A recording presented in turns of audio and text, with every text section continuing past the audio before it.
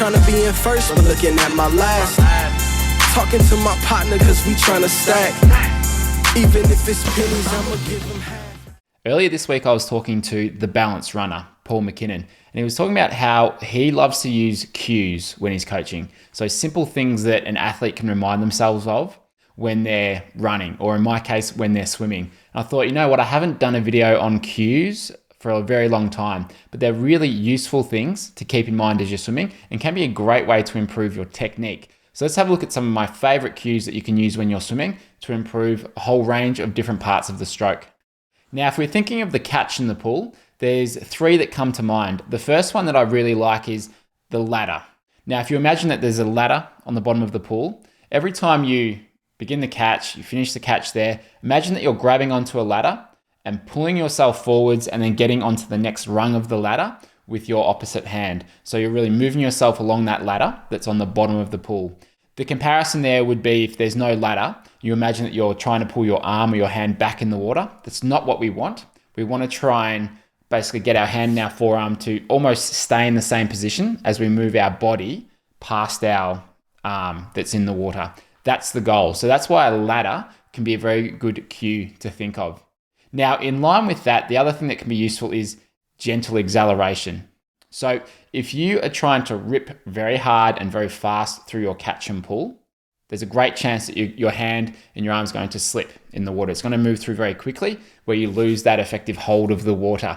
So if you try and gently accelerate through the stroke, so from the catch all the way through to the pull, with a gradual acceleration without trying to force it too much in any part of the stroke, then that's going to be a lot more effective at trying to have that ladder effect.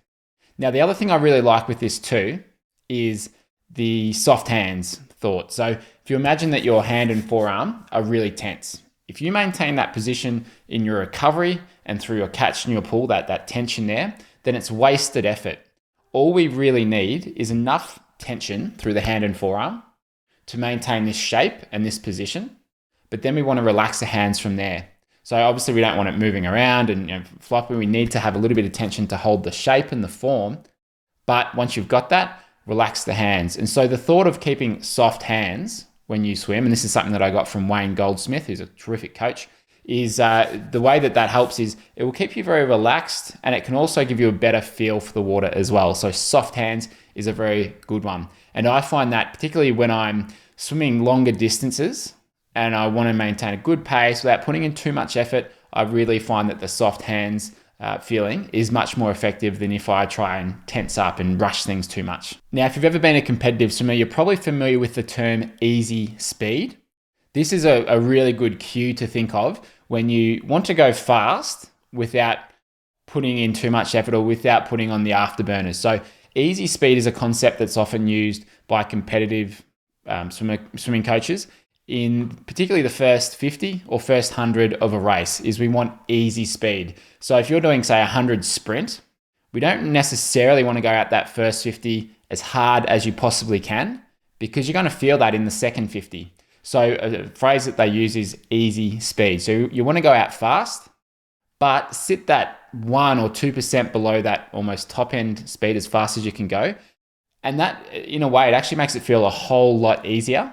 That way you've got something to come home with in that last 50. So easy speed is a very good thing to go for. I'll often think about that when I'm doing like a 1 or 2K race. The first 1 to 200, I'll want to get out fast because you're going to have swimmers who are going out there and going out pretty quick, but we don't want to use up too much energy. So I think of it, I aim to hold easy speed for that first 1 to 200 meters.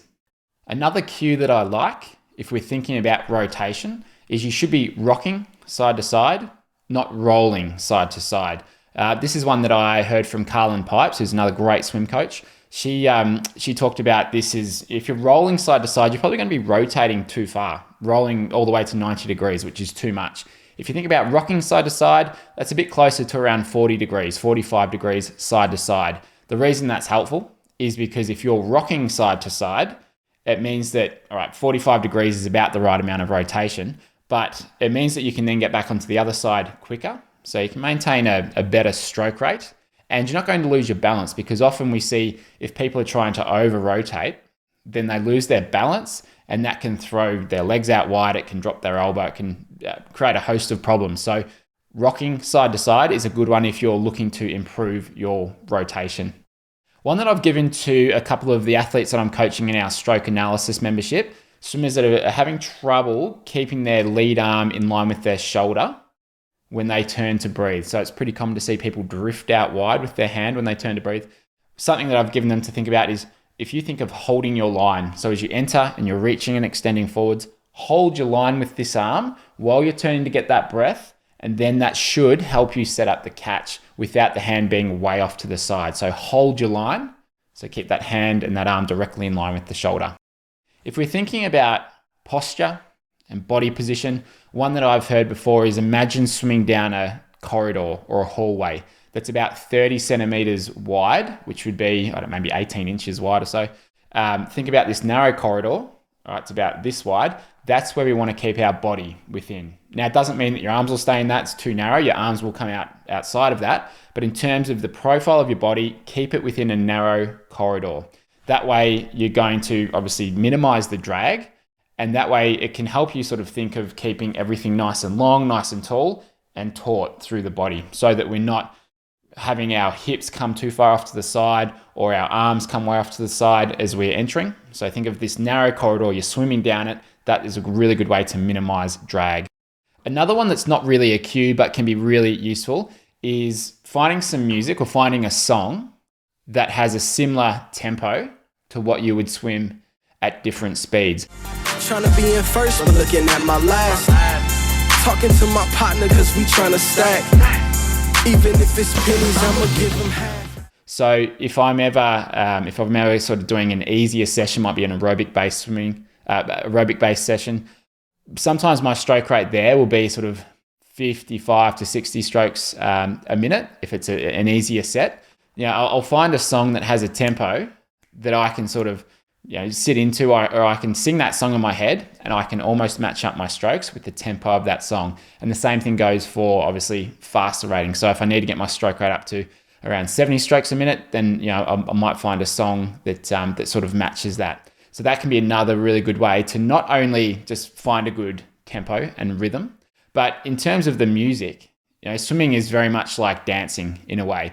And so I find music is a really useful tool for kind of getting into a really good rhythm and tempo. Another one that you may have heard of on this channel, if you think about your recovery, we want your recovery to be mostly elbow led, which means that as you're coming through in the recovery, the elbow should be leading the way for some of the recovery instead of the hand leading the way. We don't want to come through like this. We want to come through in this sort of position. Now, a good cue for that is imagine a piece of string attached to your elbow. Someone's at the other end of the pool and they're almost pulling that string towards them and towards the end of the pool for you. So it feels like this is kind of being pulled forwards that way. And that can be a good way to start to change the recovery of the stroke and make sure that it's a little bit more elbow led as opposed to a hand led recovery. Sometimes we've had swimmers that have entered their elbow first. So they come over and they enter, instead of entering their fingers first, they enter elbow first, which we want to generally avoid. And we want the fingers first, elbow up on entry. Now, something that I've found useful there is that if I get my fingertips to enter first and my elbow is somewhat up, then the kind of sound that it will make, and this is pretty common among good swimmers, is the sound that it will make when you actually do sort of reach forward is you'll hear this little bit of a slap with the elbow.